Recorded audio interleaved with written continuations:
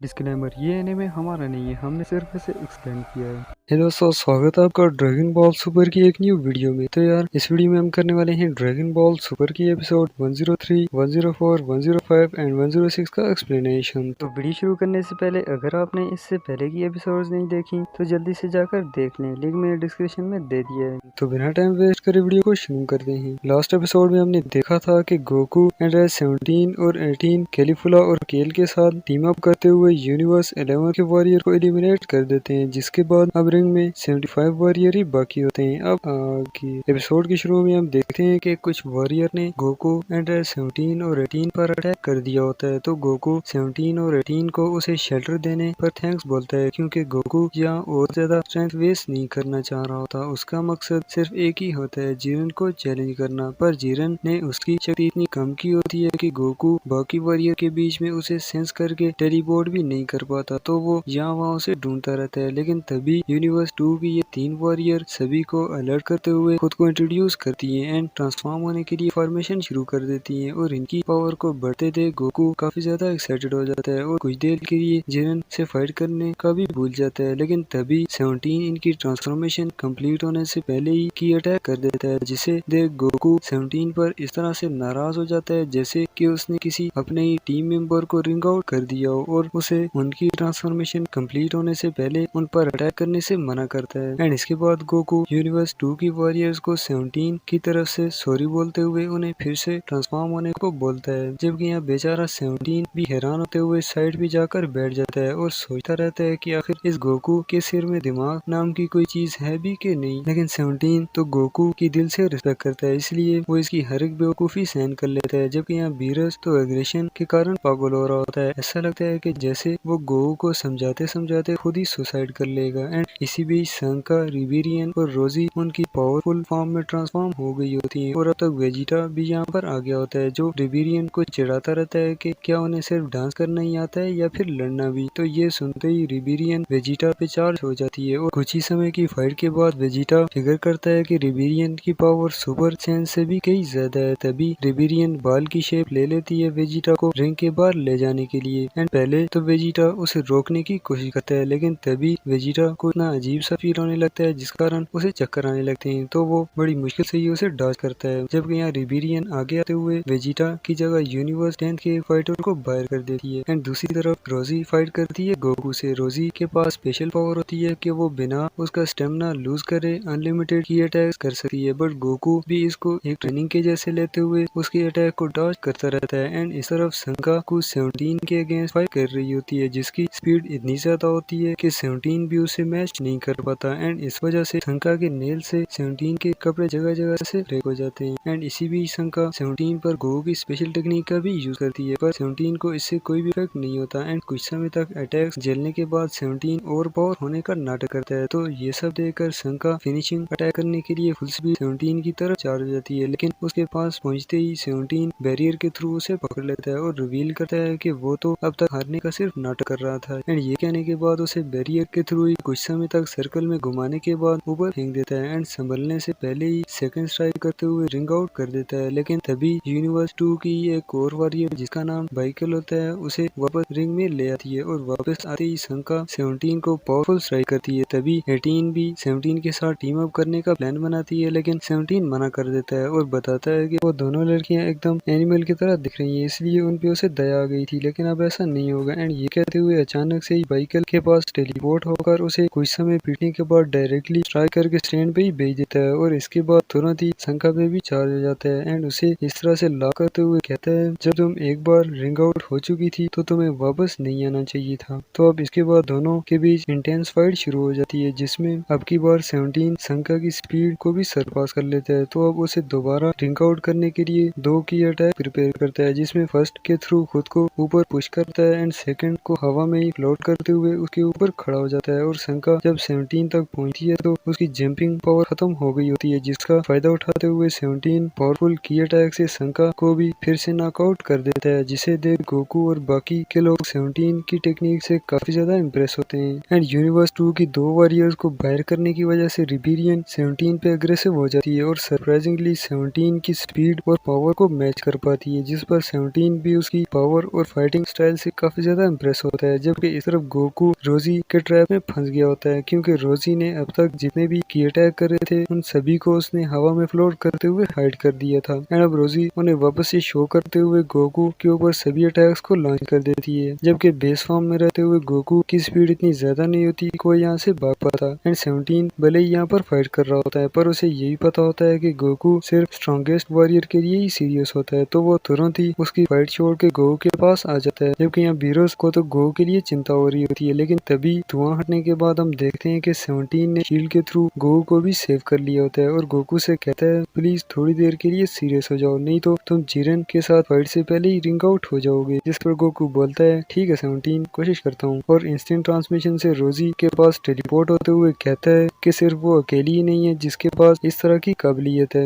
And की attacks को float करते हुए उसे भी चारों तरफ से घेर लेता है और फाइनल अटैक से सभी को एक साथ ब्लास्ट कर देता है, जिससे रोजी काफी ज्यादा घायल हो जाती है। जबकि इस तरफ 17 के साथ फाइट से रिबेलियन के पास भी ज्यादा पावर नहीं बची होती और अब इससे पहले कि 17 और गोकू मिलकर उन्हें रिंग आउट करते यूनिवर्स 2 का ही एक और वॉरियर इंस्टेंट ट्रांसमिशन से उन्हें किसी सेफ जगह पे ले जाता है, जिसे देख 17 गोकू को टच करते हुए उसे भी उनके पास टेलीपोर्ट करने को बोलता है, बट गोकू इस बार भी 17 से एग्री नहीं होता और इन्हें भी रिकवर होने का टाइम दे देता है। जबकि बीरज ये सब देख के चिल्लाते हुए कहता है कमीना सेन, जिस तरह से वो दया दिखा रहा है क्षमा के लायक बिल्कुल भी नहीं है। एंड ये सब सुन के चांपा भी हंसता रहता है। जबकि इस तरफ बोटामो गोहान और पिक्लो से लड़ने आ गया था, जिसे गोहान अकेले ही कंफ्रंट करने का डिसाइड करता है। तभी बोटामो अपनी काबिलियत पे हद से ज्यादा भरोसा करते हुए गोहान के लिए खुद को अनगार्ड छोड़ देता है, जिसे देख गोहान भी कंटिन्यूसली पंचेस मारना शुरू कर देता है। एंड पिक्लो को तो बोटामो की काबिलियत का अच्छे से पता होता है, तो वो गोहान को ऐसा करने से मना करने की कोशिश करता है, लेकिन तभी गोकू पिक्लो को बोल देता है कि गोहान को उसकी मर्जी से लड़ने दो। जबकि यहाँ बीरज पिक्लो और गोकू दोनों पे अग्रेसिव होता रहता है कि वो उसे बोटामो की असलियत बता क्यों नहीं देते। एंड यहाँ गोहान को देखने से तो ऐसा लग रहा होता है कि वो पागलपंती दिखा रहा है, लेकिन तभी हम देखते हैं कि बोटामो गोहान के पंचेस के कारण जमीन से उड़ जाता है और गोहान ऐसे ही उसे धकेलते हुए रिंग के कारण तक ले जाता है। एंड इसी बीच बोटामो काउंटर अटैक करने की भी कोशिश करता है, बट गोहान उन्हें इजीली डॉज करते हुए कामेहामेहा से उसे एलिमिनेट कर देता है और चांपा बोटामो पे अग्रेसिव होता रहता है, जो वो इतनी आसानी से हार गया। एंड इस तरफ रिंग में यूनिवर्स 10 के 2 योद्धा आ जाते हैं और ओबोनी गोहान को अप्रिशिएट करते हुए उसे फाइट के लिए चैलेंज करता है एंड उसका दूसरा मेंबर पिक्लो को। एंड यूनिवर्स 10 के ये दोनों योद्धा काफी स्ट्रांग होते हैं, पर तभी गवासु इनको यूनिवर्स 7 के साथ उलझने से मना करता है, क्योंकि गवासु ने गोकू की पावर को अच्छे से एक्सपीरियंस किया होता है। बट ओबोनी नहीं मानता और लड़ाई करना स्टार्ट कर देता है, जिसमें ओबोनी की पावर और स्पीड गोहान की इक्वल होती है, पर तभी वो सीक्रेट टेक्निक का यूज करते हुए गोहान की बहुत ही ज्यादा धुलाई करने लगता है। जबकि इस तरफ लाल गेंडा भी पिक्लो पर भारी पड़ रहा होता है, पर तभी पिक्लो बहुत सारे फ्लोटिंग की अटैक्स करते हुए एक ही बार में ब्लास्ट कर देता है, जिससे ये गेंडा रिबिल्ड ओवर पावर हो जाता है और पिक्लो फाइनल अटैक से इसे भी एलिमिनेट कर देता है। जबकि इस तरफ गोहान बहुत सारा पिटने के बाद समझ जाता है कि ओबोनी का एनर्जी सिग्नल उसके शेडोज में है, न कि उसकी रियल बॉडी में, जबकि उसकी रियल बॉडी सिर्फ अटैक के टाइम पे ही अपीयर होती है, अदरवाइज हाइड रहती है। तो गोहान डायरेक्टली अल्टीमेट फॉर्म में टर्न हो जाता है और ओबोनी के रियल शरीर की लोकेशन ट्रेस करने के लिए जानबूझकर उसके अटैक के ऊपर लेता रहता है। तो अब गोहान उसके हर एक अटैक के बदले एक पंच मारता है एंड इस तरह दोनों एक दूसरे को मारते रहते हैं, पर अल्टीमेट फॉर्म में गोहान के अटैक्स का डैमेज आउटपुट काफी ज्यादा होने के कारण ओबोनी जल्दी ओवर पावर हो जाता है और गोहान फाइनल कामयाबियां से यूनिवर्स 10 के आखिरी मेंबर को भी एलिमिनेट कर देता है, जिस कारण यूनिवर्स 10 भी पूरी तरह से इरेज कर दिया जाता है और अब सिर्फ 6 यूनिवर्सेस ही बाकी होते हैं। जबकि इस तरफ डिस्पो हिट को चैलेंज करता है, क्योंकि उसे हिट की सभी असैसिन टेक्निक और टाइम स्किप के बारे में अच्छे से पता होता है और यही बताता है कि शुरू से ही उसका मकसद हिट को मारना था, क्योंकि पास्ट में हिट ने उनके यूनिवर्स में भी काफी सारे लोगों को असैसिनेट कर चुका था, लेकिन हिट उसकी बातों में बिल्कुल भी यकीन नहीं करता और फाइट शुरू कर देता है। पर सभी लोग ये देख करके हैरान हो जाते हैं कि हिट की टाइम स्किप टेक्निक डिस्पो के सामने एकदम बेकार होती है और वो 2 स्ट्राइक से हिट को घुटनों के बल ले आता है। पर दूसरी तरफ हिट फिगर कर लेता है कि डिस्पो अटैक करते समय लाइट की स्पीड से ट्रेवल करता है, लेकिन सिर्फ 0.10 सेकंड के लिए। और फ्रेंड्स ये तो आप जानते ही हैं कि अगर कोई चीज लाइट की स्पीड से ट्रेवल करती है तो उसके लिए टाइम स्टॉप हो जाता है, लेकिन अब भी हिट को एक बात की समझ नहीं आ रही होती कि आखिर वो उसकी टाइम स्किपिंग में लोकेशन कैसे ट्रेस कर लेता है, और इसे भी फिगर करने के लिए वो एक और स्ट्राइक झेलता है। एंड अब जाकर हिट कम्प्लीटली फिगर कर लेता है कि जब वो टाइम स्किप कर रहा होता है तो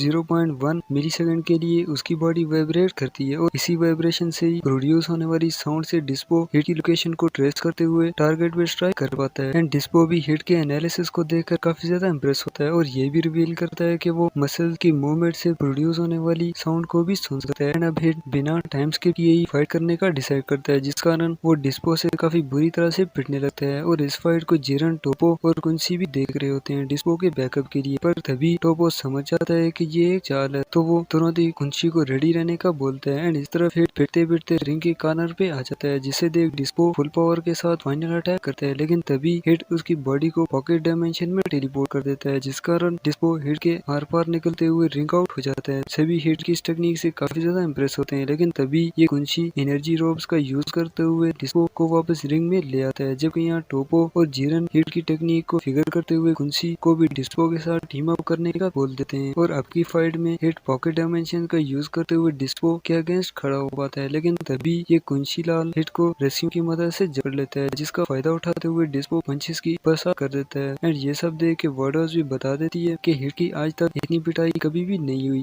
जबकि यहाँ कैलीफुला और केल की पावर अभी तक रिकवर नहीं होती, तो इस कारण वो सिर्फ हिट को पिटते हुए देखती रहती है। जबकि यहाँ डिस्पो फिनिशिंग मूव के लिए फुल पावर का यूज करते हुए आगे बढ़ता है, जिसे देख हिट भी समझ जाता है कि अब तो उसका खेल खत्म। लेकिन तभी हिट और डिस्पो के बीच में लाल ज्वाला का धमाका होता है, और इसमें से निकलकर जो सामने आता है उसे देखकर सभी के होश उड़ जाते हैं। हमारे सामने खड़ा होता है Goku super Saiyan God red में, और एक ही किक से उन दोनों को दूर भटक देता है। लेकिन हिट गोकू से कहता है कि उसे हेल्प की जरूरत नहीं है, जिस पर गोकू बता देता है मैं कौन सा तुम्हारी मदद करने आया हूँ। इस कह रहा था कि सुपर सैयन गॉड की स्पीड ब्लू से भी कई ज्यादा है और स्टेमिना भी कम यूज करता है, तो सोचा लाइट की स्पीड से ट्रेवल करने वाले के साथ इसे टेस्ट कर दूं। जबकि इस तरफ बीरस चांपा पे एहसान जताता रहता है कि अगर गोकू बीच में ना आता तो उसके सबसे बेस्ट वॉरियर का गेम ओवर हो जाता। एंड चांपा थोड़ा शर्मिंदा होते हुए खामोश रहता है, जबकि यहाँ हिट डिस्पो पर ही अटैक करने आगे आता है, पर इस कुंसी लाल ने हिट के नाक में दम करा होता है, तो अब गोकू इसी टाइम ही डिस्पो से लड़ना स्टार्ट कर देता है। एंड एक दो स्ट्राइक खाने के बाद शॉकिंगली डिस्पो की स्पीड को मैच कर पाता है, एंड उसके मूवमेंट्स को रीड करते हुए ब्लू में बदलकर काउंटर अटैक भी करता है, और इसी तरह से ही सुपर सैयन गॉड रेड से उसे पकड़ता है, देन पावरफुल स्ट्राइक के लिए ब्लू फॉर्म में टर्न हो जाता है। जबकि दूसरी तरफ कुंची लाल ने हिट को रस्सियों से जकड़ रखा होता है और अपने पास आईडीज जैसे ट्रैप भी बना लेता है, लेकिन हिट दूरी पर से ही इनविजिबल अटैक करता रहता है। एंड इसी बीच गोकू भी स्ट्राइक खाते हुए हिट के पास आ जाता है, और इससे पहले कि गोकू फिर से फाइट के लिए जाता हिट जगह बदल लेता है, ये कहते हुए कि अगर ये रस्सियों वाला बंदा बीच में ना आए तो वो उसे इजीली संभाल लेगा। एंड टाइम स्किप टेक्निक का नाटक करते हुए डिस्पो को कुछ ज्यादा ही पावरफुल पंच मारता है, और गोकू को अलर्ट करता है कि वो कुंची लाल की आईडी ट्रैप से दूर रहे, लेकिन गोकू सुपर सैयन ब्लू में टर्न होते हुए आगे बढ़ जाता है, और कुंची ये देख करके शॉक रह जाता है कि उसकी आईडी का गोकू पर कोई भी इफेक्ट नहीं हो रहा होता, तो अब गोकू उसे पावरफुल पंच से पत्थरों के नीचे दबा देता है। जबकि इस तरफ एक पॉकेट डायमेंशन वाली टेक्निक का यूज करते हुए डिस्पो पर अटैक करता रहता है, सभी उसके वीक पॉइंट पे, और ये वही अटैक्स होते हैं जिससे वेजिटा भी अनकॉन्शियस हो गया था। एंड अब वीक पॉइंट पे इतनी ज्यादा स्ट्राइक खाने के बाद डिस्पो घुटनों के बल गिर जाता है, जिसके बाद हिट उसे कान से पकड़ के रिंग के बाहर फेंक देता है, लेकिन एक बार फिर से ये कुंसी डिस्पो को रस्सियों से बचा लेता है, जो गोकू के अटैक के बाद अब तक रिकवर हो गया था। एंड डिस्पो को एक बार फिर से रिंग में आते देख हिट कुंसी पर बहुत ही ज्यादा अग्रेसिव हो जाता है, और टाइम स्किप का यूज करते हुए कुंसी के पीछे आकर कहता है तुम्हारी आखिर प्रॉब्लम क्या है, जाओ दफाओ जाओ। एंड एक ही पावरफुल स्ट्राइक से उसे रिंग आउट कर देता है, लेकिन इसी बीच टोपो डिस्पो को लेकर वहाँ से खिसक जाता है, ये कहते हुए कि वो इन दोनों को एक एक करके एलिमिनेट करेंगे। जबकि यहाँ यूनिवर्स 11th का सुप्रीम का अब भी श्योर होता है कि वो नहीं हारने वाले, क्योंकि यहाँ रिंग में कोई भी ऐसा फाइटर नहीं है जो जिरन को एक भी पंच कर सकता हो। जबकि यहाँ हिट डिस्पो के गायब होने के कारण थोड़ा चिंतित होने लगता है, लेकिन तभी गोकू बता देता है कि उसने खुद ही डिस्पो को जाने दी है ताकि उसके रिकवर होने के बाद एक बार फिर से उसके साथ फाइट कर पाए, और next time super Saiyan God red form के साथ काइकेन यूज करने का भी प्लान बनाता है, जो सुन के हिट भी कहता है कि वो एकदम बेवकूफ है। जबकि गोकू को इससे कोई फर्क नहीं पड़ता और स्माइल करते हुए उसे ही फाइट के लिए चैलेंज करता है, लेकिन हिट बता देता है कि वो और स्ट्रेंथ घुमाए बिना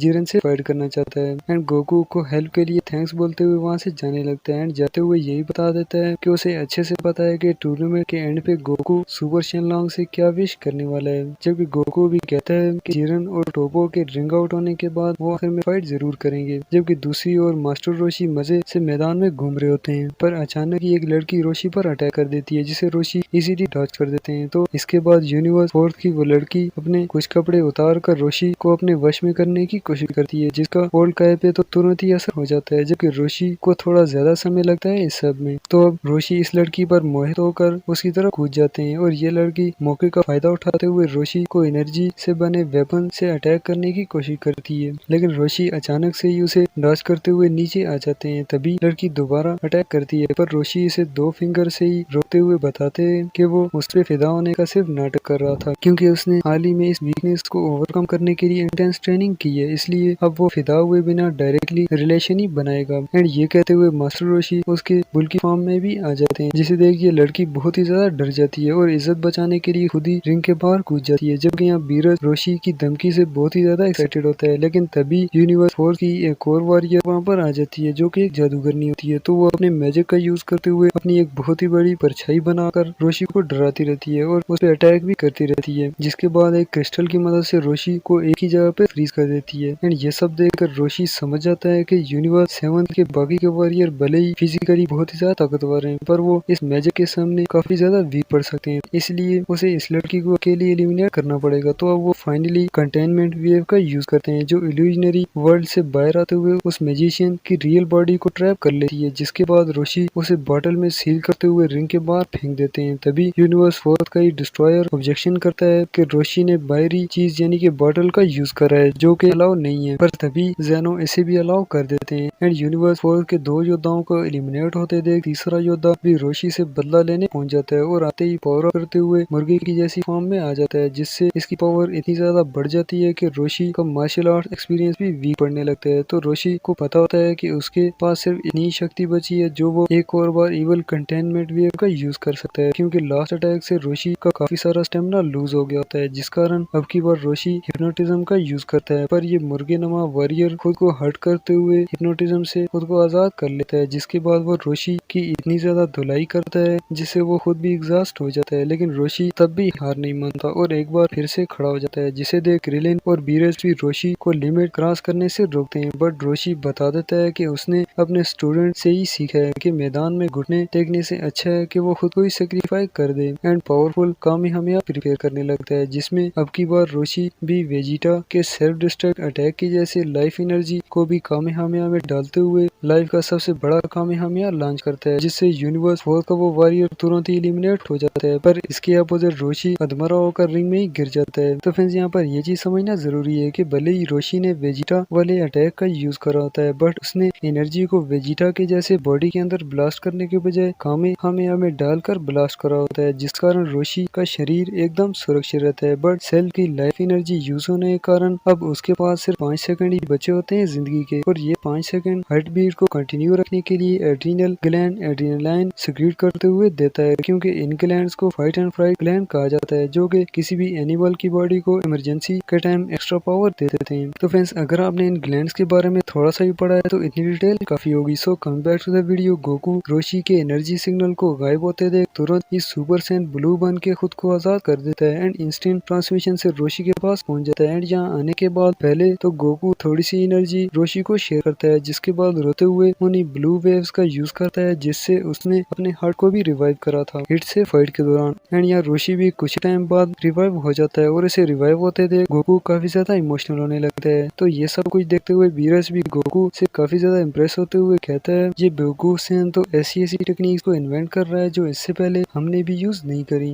जबकि इस तरफ रोशी गोकू को थैंक्स बोलते हुए उसे वापस जाने को कहता है, जबकि गोकू जाने से पहले रोशी से प्रॉमिस लेता है कि वो दोबारा इस अटैक का यूज न करे और इंस्टेंट ट्रांसमिशन से कहीं चला जाता है। जबकि दूसरी ओर गोहान और टीएन का सामना यूनिवर्स 6 के किसी डॉक्टर रूटा से होता है, पर जैसे ही ये डॉक्टर रूटा कुछ कहने की कोशिश करता है कि एक स्नाइपर एनर्जी ब्लास्ट इस पर आकर लग जाता है। देन एक और अटैक भी गोहान और पिकलो की तरफ भी आता है, जिसे पिकलो गोहान के साथ डॉज करते हुए एक्सप्लेन करता है कि ये वार उसके स्पेशल बीन कैनन के जितना स्ट्रॉन्ग था और इस फायर करने वाले की एनर्जी भी आसपास बिल्कुल नहीं है। तो फिर सवाल ये उठता है कि इसका निशाना इतना करेक्ट कैसे है। एंड तभी लोगों को अरीना में एक बॉल फ्लोट करते हुए दिखाई देती है और इस बॉल की इमेज दूर बैठा ये वॉरियर रीड कर रहा होता है, जिस कारण वो कई दूर से भी सही निशाना लगा पाता है। तभी एक और स्नाइपर अटैक से पिकलो कहाँ कट जाता है, जिसे पिकलो तुरंत ही रीजनरेट रीजनरेट तो कर देता है बट बदले में उसे काफी ज्यादा स्टेमिना गंवाना पड़ता है। तो अब वो दोनों पत्थरों को तोड़ के डिस्टॉर्शन क्रिएट करते हैं ताकि स्नाइपर उन्हें न देख पाए। लेकिन तब भी एक डायरेक्ट अटैक गोहान की तरफ बढ़ता है, पर तभी गोहान को बचाने के लिए पिक्लो अपने दोनों हाथों की कुर्बानी दे देता है और अब की बार हाथों को रीजनरेट करने के लिए पिक्लो का आधे से भी ज्यादा स्टेमिना वेस्ट हो जाता है। एंड इन दोनों को स्ट्रगल करते देख आखिरकार सभी जी फाइटर्स टीम अप करने का डिसाइड करते हैं। एंड यहाँ पर डीबीएस की एपिसोड 106 खत्म होती है। आगे की स्टोरी नेक्स्ट एपिसोड में।